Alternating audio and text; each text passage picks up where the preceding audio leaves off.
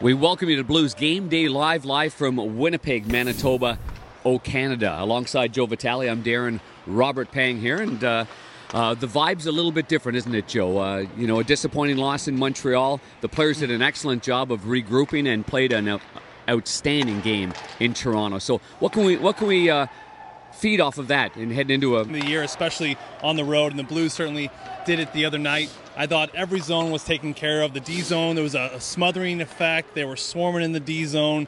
The neutral zone was quick. It was effective. The passes were crisp. Yeah. And once things, one of the few times this year that I felt it from start to finish, the communication on the bench, the energy on the bench. And you know what it's like being a player when there's a bit of a suicide pass and the bench is quiet. No one says heads up, heads up, heads up. Yep. And you're going, oh boy, where the guys got to get into this game. Right. But instead, what I saw was a St. Louis Blues team that was fully energetic, and I saw a very quiet Toronto Maple Leafs bench. Yeah. And when you're seeing it that way, you know good things are happening for your squad. So that all being said, Austin Matthews, John Tavares, although Matthews had about 10. I think he had 10 attempts on net, 6 shots on goal. Tavares only had 1.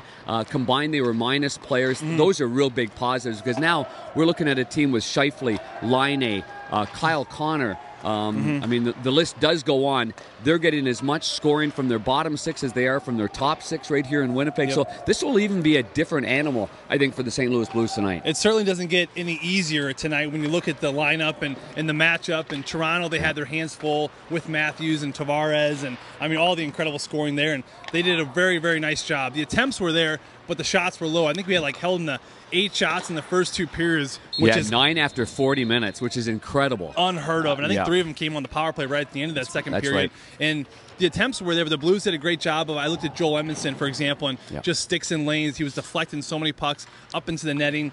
Block shots from the whole group. It was just a great effort to see, and that's certainly an effort you're going to need to see here tonight because this is a lethal group, and especially on the power play, Panger. I think clicking about 46% at home right now, which is pretty incredible. Yeah, and that's exactly where the Maple Leafs were at the top on home power play in terms of those numbers. The former coach, Ken Hitchcock, very quotable, always had a good saying.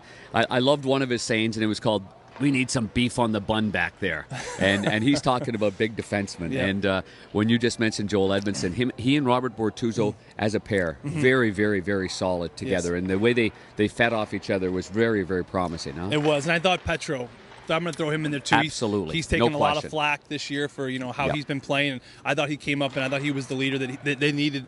He was outstanding. He was terrific. Jumping in the rush, blocking shots, boxing out. I thought he took time and space away from Austin Matthews, and that's going to be a huge key here tonight when you're looking at a Patrick Laine or a Wheeler or Scheifele. I mean, these guys can get up and go. Yeah, no question about that. I'll tell you a small story from in-game in Toronto. There was away from Petrangelo's head, and he's trying to yell at him for not having any points, and you this and that and this and that, and Petro went back the other way, and he got his first point of the year, and he came back and said something pretty aggressive back to the fella, and I was laughing, and I was like, okay, there's a little spirit here in the night, and there it is, and that's a good thing. No, I thought Alex Petrangelo played his best game. I mean, so just so assertive, and, he was. and firm with his passing, and you're a technical guy too. I mean, I think we both found after talking about the way that the Blues were playing, whether it be execution out of their own zone, about neutral zone regroups, about neutral zone coverage, but being on the same page for one game. Yep. Now let me ask you this. I mean,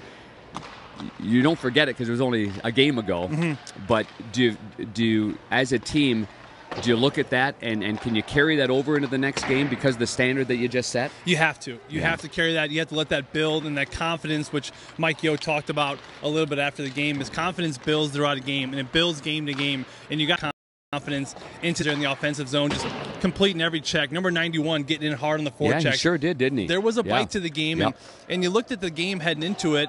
This was maybe the first game the Blues were a severe underdog and facing a team that was a complete threat. And I think they had this desperate, we have nothing to lose, we better get on our horse kind of attitude. And you saw it in the game, and that's the same attitude, Panger, that they're going to need to bring here tonight. Okay, let's go to another guy then, Swizzle Schwartz. I thought James Schwartz had his best game, and maybe with the way he handled the puck in the corner, stopped on a dime, changing direction, that's exactly his game, the deceptiveness of his game. I think he really needed it. We talk about a lot of players that might have needed that confidence boost. I think he needed that as much as anybody did. What did you call him, swivel hips? No, Swizzle Schwartz. Swizzle Schwartz. You try saying that early in the morning sometime. Hello again, everyone. Swizzle Schwartz is back in town. I like that. I'm going to use that tonight. It's Swizzle either Schwartz. Civil War Schwartz or Swizzle Schwartz.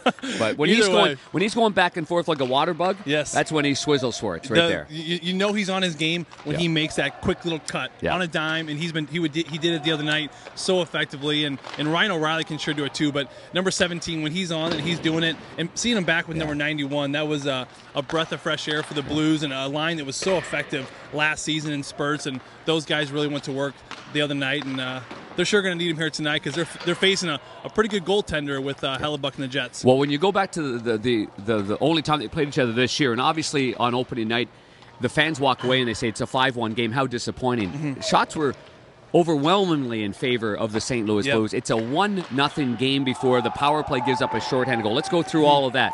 Overall, and I had a chance to speak with one of the coaches of the Winnipeg Jets, they thought the Blues played a pretty solid game, and they thought their next best game was the one in Toronto. So I think there's a lot of positives that they can still take from that game, and the fact that Jake Allen, he's one of the top 3 stars in the game, and he's played, he's had some good success against the Winnipeg Jets as well. Let's go back to one thing. Swizzle Schwartz going back and forth. The Winnipeg Jets, you mentioned, Joe, the most penalized, or are they 30th? They're 1 or 2 in the league for most penalties. If the Blues can play that kind of game and cause a little frustration and cause Winnipeg to take them down, now it gets thrown on the power play again. So we've seen some good things with the power play. Well, and the power play's been clicking for the Blues all season long. It's been steady for them. It's been able to keep them in games at times, and this is going to be a huge key tonight. And if they get moving and they take time and space away like they did in Toronto, I mean, the Blues didn't have a goal in Toronto until the second period. I think it got to a point where Toronto was kind of getting frustrated, and they kind of gave up, and that's when the goals started coming in. So it's going to be an investment from the very get-go of the game tonight, taking time and space away, because this is a team, you look at Bufflin, you look at, Line A at times, Connor can get undisciplined. This is a team that will take penalties on you, and when they do, if you can jump on it and take advantage of it and put a couple in the net here on the road in Winnipeg. Put some pressure on them. Man, absolutely, and to do that here, we're going to finish a 7-day road trip. It might be kind of nice to come home, be a good flight home for the boys, don't you think? Absolutely, and Winnipeg gave up a 3-goal lead recently against the Edmonton Oilers and lost 5-4 in overtime. Well, another thing to keep in mind, in the last 2 games, I got some nuggets right here. Last 2 games, the top line for Winnipeg, 3 goals and 26 shots. The top 2 lines. The bottom two, including Adam Lowry, that's been a beast out there. 3 goals, 24 shots. And the D, 3 goals, like 15 shots. So they are getting it from all over. So it's not just going to be 1, 2, 3, 4. It's going to be an entire team effort here this evening. So anyway, we'll wrap things up. You got anything else to add? No, we were good today, though. You look good. We look good. The Blues look good.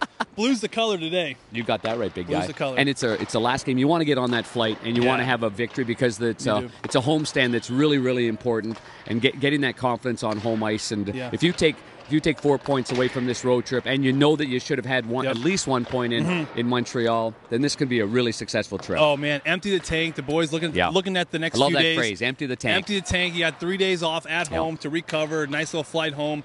Put it all on the line tonight, and let's go get her. I like it, big boy. All right, Panger. Okay, this pregame shows 6:30 on both KMOX, that 50,000-watt blowtorch with Chris Kerber and Joe Vitale. And, of course, Sean Kelly and I have the call on Fox Sports Midwest, and Bernie Fiduker and Scott Warman on the pregame show at 6:30. So join us from Winnipeg. So for Joe Vitale, I'm Darren Pang. Enjoy your day, everybody.